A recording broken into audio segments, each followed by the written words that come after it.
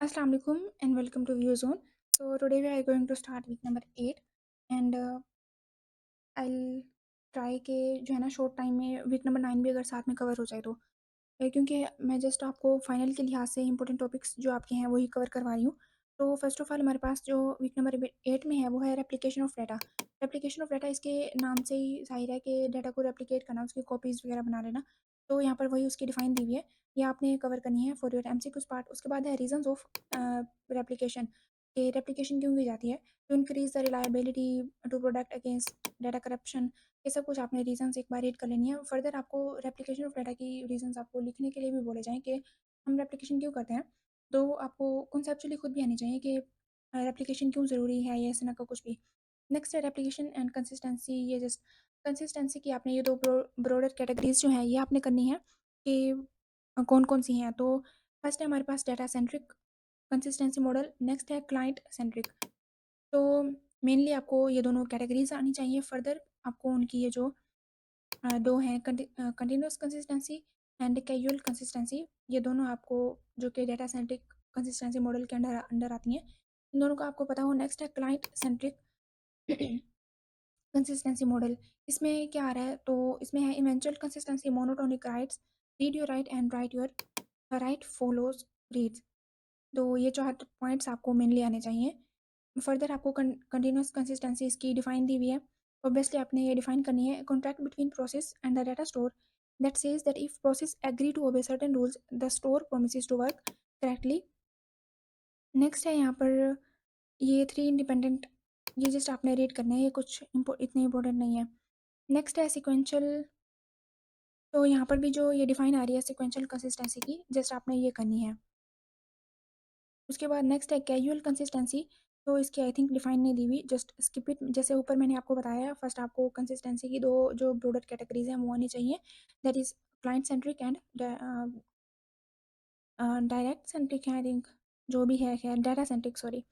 तो ये दोनों आपको आनी चाहिए। उसके बाद डाटा सेंट्रिक के अंदर अंडर जो दो आ रही हैं और क्लाइंट सेंट्रिक के अंडर जो दो आ रही हैं वो आपको आनी चाहिए।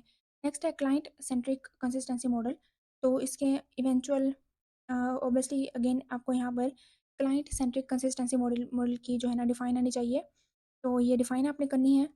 उसके बाद नेक्स्ट है client centric consistency model eventual consistency, that इसमें क्या होता है कि when no update occur for a long period of time, eventually all updates will propagate through the system and all the replicas will be consistent।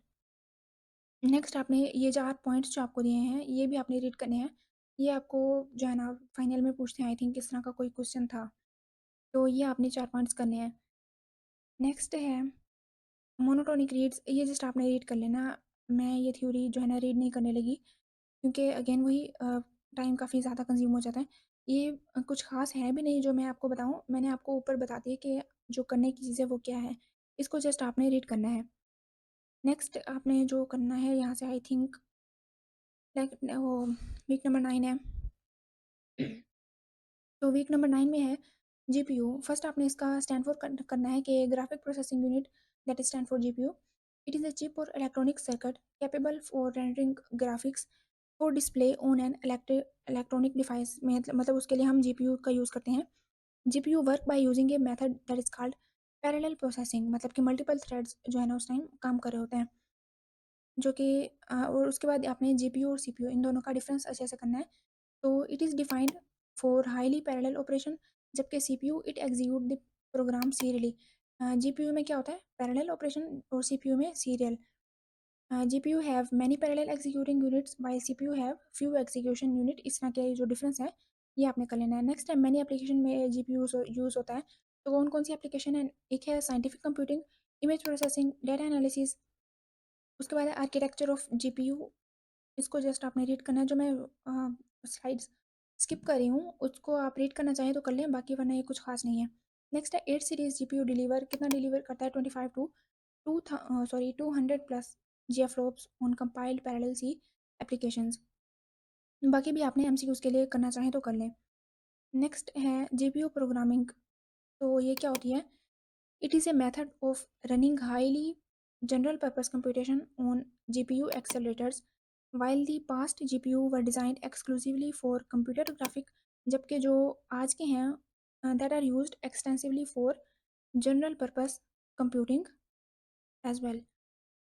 Next आपने जो यहाँ से करना है, टू एस्पेक्ट इसके कौन से हैं, data access rate capability and data processing capability. Data access rate capability के अंडर क्या आती है, बैंडविड्थ, और इसमें how many ops per second. Next है हाई एंड सीपीयू टुडे, तो वो कितने हैं, 31.92 GB, ये जो है ना आपको बस एमसीक्यूज के लिहाज से कब पता होना चाहिए। नेक्स्ट है हेटेरोजेनिटी, हम डिफाइन करते हैं, it refers to the presence of diverse type of hardware software and network technology in distributed system. The network, sorry, internet enables user to access service and run applications over a heterogeneous collection of computer, मतलब कि large number of, मतलब different computers और networks पर। Next यहाँ पर आपने जो करना है मोबाइल कोड, इसकी आपको डिफाइन आनी चाहिए। It is use to refer to program code that can be transferred from one computer to another and run at the destination. Just MCQs के लिए आना चाहिए आपको। नेक्स्ट है कोड माइग्रेशन, तो कोड माइग्रेशन इसके नाम से ही है कि कोड को एक जो है ना सॉफ्टवेयर या फिर एक डिवाइस से दूसरी उसमें जो है ना कोड को माइग्रेट करना। So it is the process of transferring software code from one computer और node in a network to another. Just आपको ये डिफाइन आनी चाहिए।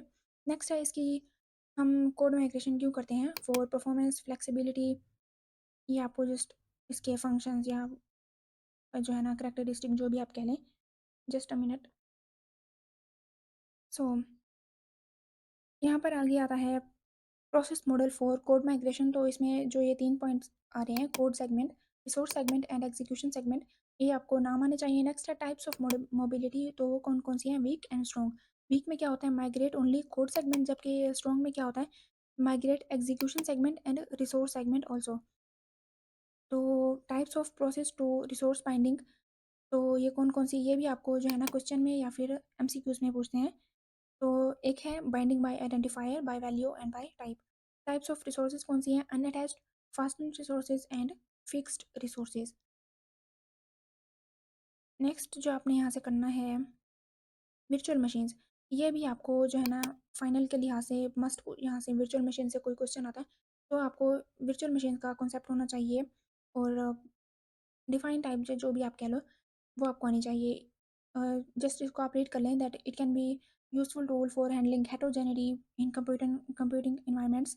VM allow for creation of multiple virtualized instances of operating and applications which can be run on a single physical machine, blah blah जो भी है, इसको just आपने read कर लेना है। उसके बाद नेक्स्ट है 3 ways to handle, इसको भी जस्ट आपने रीड करना है।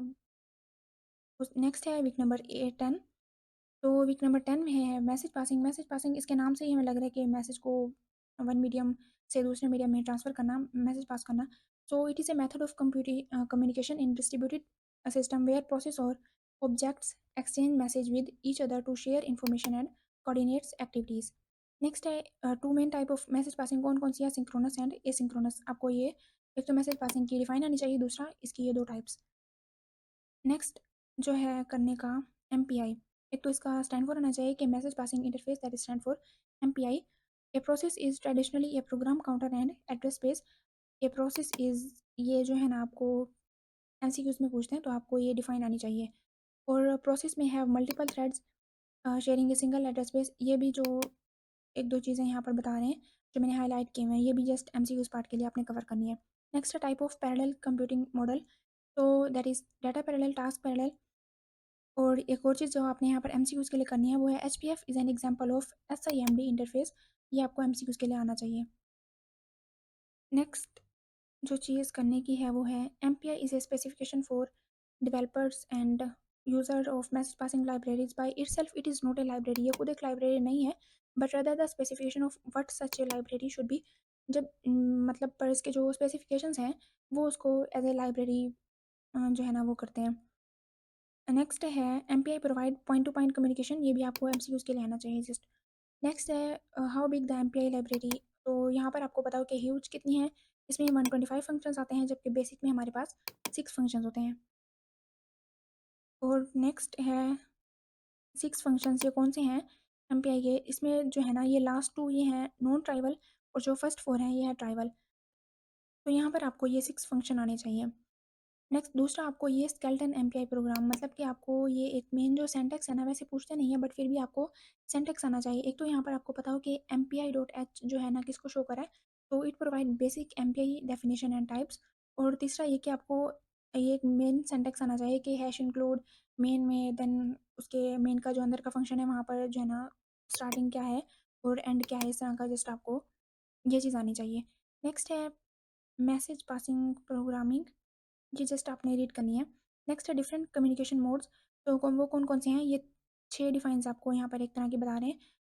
एक तो आपको पता हो कि डिफरेंट कम्युनिकेशन मोड्स कौन कौन से हैं, वो है synchronous, asynchronous, blocking, non blocking, buffered and unbuffered. और तीसरा ये कि आपको इन 6 की 6 डिफाइंस आनी चाहिए जो कि कॉम्प्लेक्स नहीं है, बहुत ईजी सी हैं। तो नॉन ब्लॉकिंग एंड ब्लॉकिंग, यहाँ पर क्या होता है कि a routine is non blocking if it is guaranteed to complete regardless of external events, मतलब कि अगर वो ब्लॉक नहीं होती है तो इट इज़ नॉन ब्लॉकिंग। पर अगर वो अ, जो है ना complete, A routine is blocking if it's completion may depend on an external event, मतलब कि एक्सटर्नल इवेंट कोई उसको ब्लॉक कर देता है इस तरह का, तो वो ब्लॉकिंग में आ जाती है।